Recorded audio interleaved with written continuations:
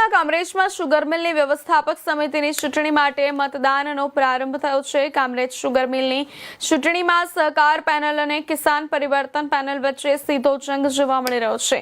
સહકાર પેનલના કર્ણધાર અશ્વિન પટેલ અને કિસાન પરિવર્તન પેનલના કર્ણધાર જતીન પટેલ વચ્ચે સીધી ટક્કર છે। કામરેજ શુગર મિલના 14 ઝોનમાં મતદાન શરૂ થયું છે। ચૂંટણી માટે કુલ 30 મતદાન મથકો ઊભા કરવામાં આવ્યા છે, જ્યાં 36,100 જેટલા સભાસદો પોતાના મતાધિકારનો ઉપયોગ કરશે। કુલ 18 ઉમેદવારોમાંથી સહકાર પેનલના 4 ઉમેદવારો બિનહરીફ જાહેર થયા છે। બીજી તરફ વર્તમાન પ્રમુખ અને સહકાર પેનલના અશ્વિન પટેલે ચૂંટણીમાં જીતનો દાવો કર્યો છે।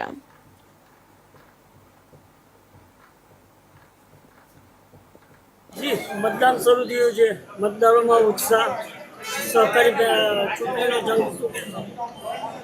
મતદારોનો ઉત્સાહ જોઈને જ તમે કલ્પના કરી શકો છો કે છેલ્લા 5 વર્ષના મારા વહીવટથી એમને સંતોષ છે અને આજે સહકાર પેનલના તમામ ઉમેદવારોને વિજયી બનાવવા માટે અને આ સંસ્થામાં ફરીવાર મને શાસન આપવા માટે લોકોમાં જે ઉત્સુકતા છે એ વિશ્વાસ સાથે મારા 4 કામરેજ ઝોનમાં પણ લોકોનો જે ઉત્સાહ છે, વહેલી સવારથી લાઈનો આપ સૌ જોઈ રહ્યા છો, ત્યારે હું જંગી બહુમતીએ વિજયી થવાનો છે એનો મને દૃઢ વિશ્વાસ છે। સામે કિસાન પરિવર્તન પેનલ કેવી સ્થિતિ? સાહેબ, એનો એજન્ડા શું છે? એમનો કોઈ એજન્ડા જ નથી। વહીવટી 5 વર્ષના વહીવટના કોઈ લેખાજોખા એમની પાસે નથી, નવું વિઝન નથી।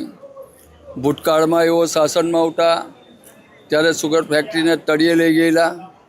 છેલ્લા 5 વર્ષમાં મારા શાસન દરમિયાન 0 પરથી આ સુગર ફેક્ટરી ટોચ પર પહોંચી છે, ત્યારે ખેડૂતોને એક મારામાં વિશ્વાસ છે।